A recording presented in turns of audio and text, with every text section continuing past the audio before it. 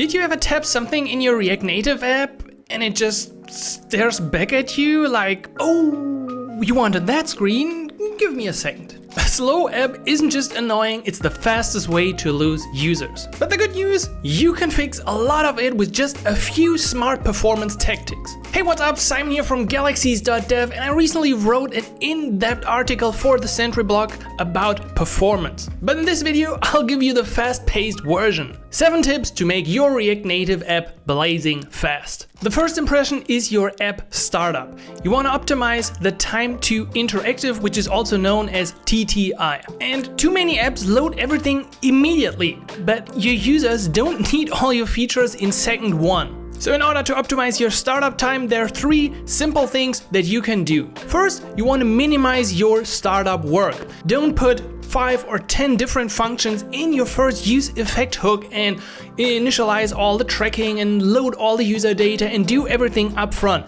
That's not gonna be good for your performance. If you're unsure why your app is slow or if the startup is the reason, a good place to start is actually to use the profiler in the React Native DevTools. So from the profiler, you can simply hit record here, then in your connected app, do something, whatever you want, navigate in your app, and then once you stop the profiling, you will get a decent picture of what exactly in your application takes the longest to load.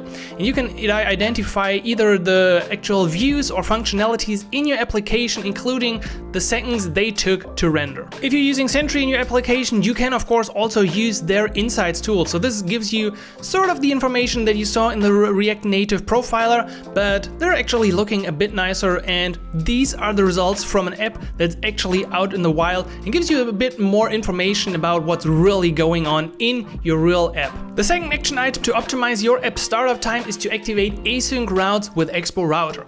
This is a simple setting that you can do in your app JSON, and once you've done this, your components will only be mounted once they're required. So not everything is loaded initially, and this results in a little loading spinner during development. You won't see this in production when users navigate, for example, to different tabs in a tab bar.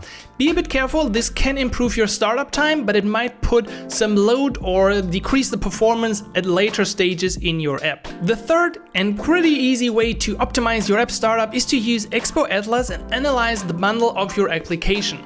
Expo Atlas is a simple tool from Expo to see all the packages and modules and everything that's included in your application. And sometimes this can be quite an interesting view because certain packages that you installed or might not even know that you've installed take up a bunch of the time or space in your application. So keep a close eye on this, use Expo Atlas, it is really easy to run and you will get a clear picture of why your app startup might be slow. So these are some easy things you can do to optimize your app startup. And honestly, just remember, don't load your users' complete medical record before they've even signed in your application. Did you ever feel like your app is working too hard for no reason? Well, your app is still a React app, and all principles from React Web still apply to mobile as well. And many times these issues are caused by unnecessary re-renders. So here are 2 simple action items how you can tackle that. First, you want to understand why certain elements in your application re-render, and you can do this from the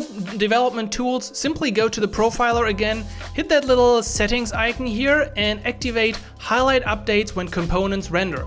Once you got this, you can navigate around in your app and you will see all these boxes coming up whenever your app renders something new. So this is quite interesting, especially with list management, and you can get a good feeling of why your app re-renders. You can also then check out the flame graph that you've seen before in your application, and you want to look for like these bigger candles here or the tall flames, which indicates that some component are loading slower. The second very simple step you can take is to enable the React compiler in your application. If you're on Expo SDK 54, this is automatically done for you already. If you're on versions below that, you might have to install a certain Babel plugin and enable it in your app JSON to get the benefit of the React compiler. The React compiler will automatically make your app better. It will remove all the unnecessary use memo hooks or use callback hooks that you got in your application that might actually not be necessary anymore in the future. Remember, there's no reason to blame React Native for poor performance if your React code sucks in the first place. You have the right to remain. If your animations feel like PowerPoint transitions from 2004, it's maybe time to move them off the JavaScript thread. Your goal should be 60 FPS at any time, and it's absolutely possible with the tools we have like Reanimated or Worklets. So here are 2 action items to fix your animation jank. First of all, you want to show the performance monitor in your application to actually understand what's going on. You can do this with the dev tools and then hit show perf monitor. You can move this one around and you will see 2 numbers up here if I don't paint above them for your UI thread and the JavaScript thread. And you can then simply take a look and move around in your application to understand what's going on. Probably this wouldn't be helpful right now. And with that graph, you can see exactly on which pages or which interactions in your application your UI thread numbers drop dramatically into a territory that's not good for your performance anymore. The second key factor here is to avoid blocking your JavaScript thread. Here's an example of some code that's gonna take a while and will definitely block your whole JavaScript thread.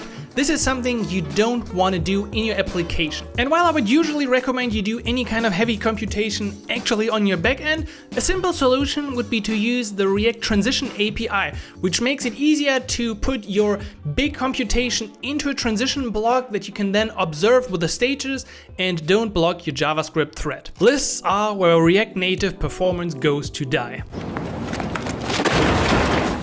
And while a built-in flat list from React Native is okay for simple cases, you usually want to upgrade to either flash list or legend list for best performance. The first action item here is very clear.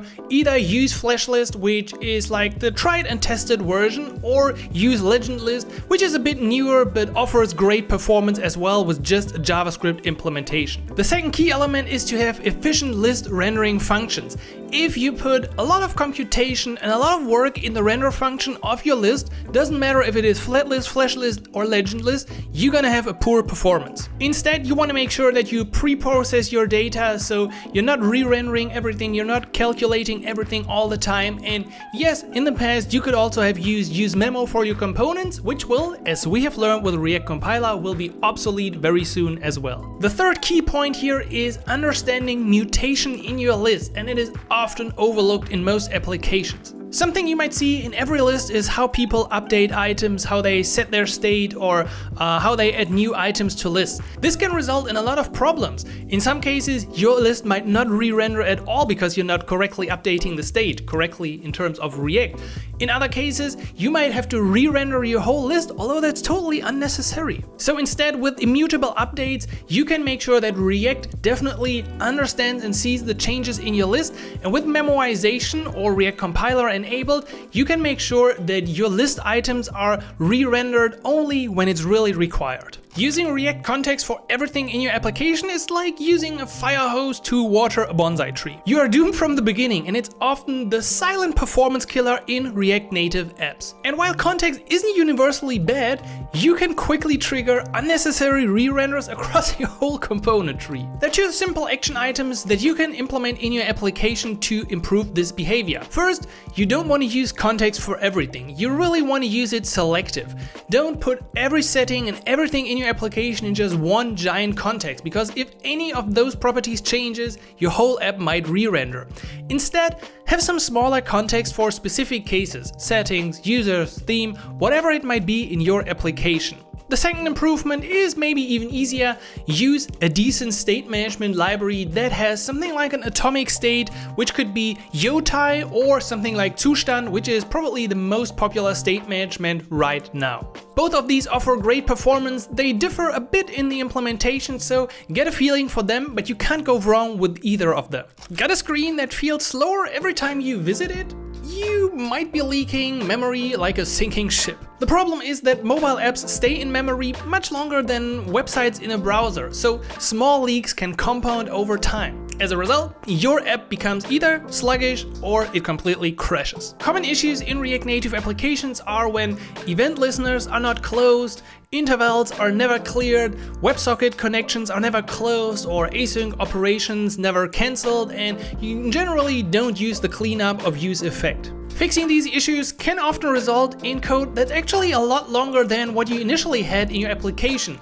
But if you want to prevent memory leaks and leaking memory across your application, then there's no way around having decent code. And you also want to make sure you use the profiling tools to understand where certain JS memory leaks appear in your application. Let me know in the comments if you want to see a deep dive on these topics. And just a final note, just like you have to write decent React code, you have to understand and write decent JavaScript or TypeScript code in the first place. There's no excuse for that. Guess what's faster than guessing?